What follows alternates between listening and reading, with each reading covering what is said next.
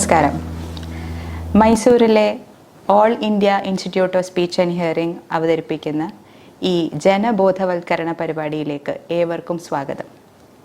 എല്ലാ എപ്പിസോഡിലും നമ്മൾ ചോദിക്കും ഒരു മഹത്തായ ചോദ്യം. ആ ചോദ്യത്തിന് കേൾക്കാം നമ്മുടെ വിദഗ്ധരിൽ നിന്നും സരളവും വിശ്വസനീയവുമായ ഉത്തരം. എന്നാൽ ചോദിക്കാം ഇന്നത്തെ ചോദ്യം.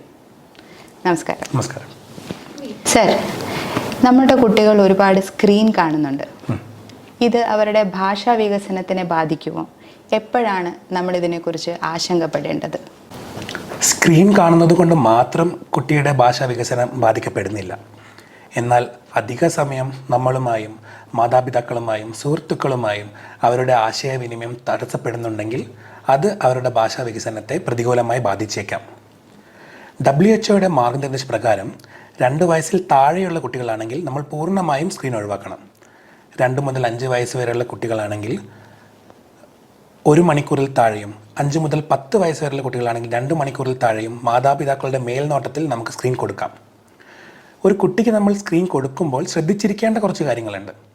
അതിൽ ആദ്യത്തേതാണ് അത് പാസീവ് സ്ക്രീൻ ടൈം ആണോ അല്ലെങ്കിൽ ആക്റ്റീവ് സ്ക്രീൻ ടൈം ആണോ എന്നുള്ളത്. പാസീവ് എന്ന് വെച്ചാൽ ഇവിടെ കുട്ടി ഒരു പ്രേക്ഷകൻ മാത്രമാണ്. മാതാപിതാക്കളുടെ യാതൊരുവിധ ഇടപെടലുകളും ഇവിടെ ഉണ്ടാവുന്നില്ല.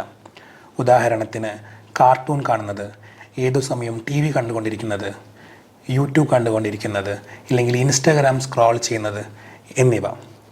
മാതാപിതാക്കൾക്ക് പൊതുവേയുള്ളൊരു തെറ്റിദ്ധാരണയാണ് എൻ്റെ കുട്ടിക്ക് ഞാൻ ഫോൺ കൊടുക്കാറില്ല, പക്ഷെ TV കാണാറുണ്ട്.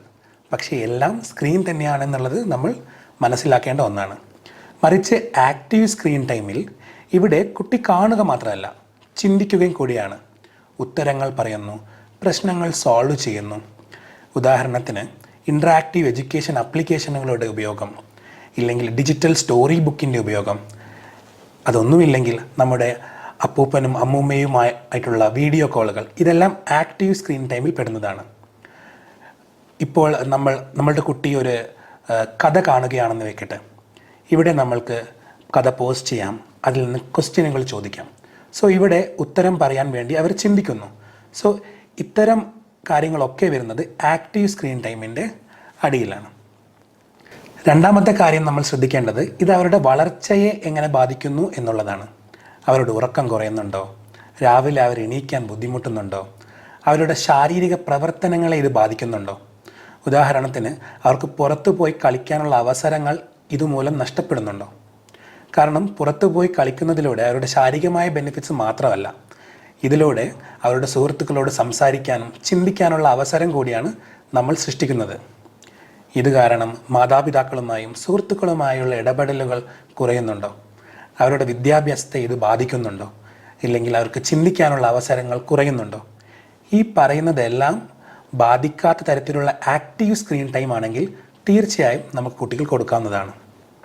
കുട്ടി ഭാഷ പഠിക്കുന്നത് സ്ക്രീനിൽ നിന്നല്ല. അതിനുള്ള ഏറ്റവും വലിയ ഉദാഹരണമാണ് നമ്മൾ ഒരിക്കലും സ്ക്രീനിലൂടെയല്ല ഭാഷ പഠിച്ചത്. അവർ ഭാഷ പഠിക്കുന്നത് നമ്മളിലൂടെയാണ്.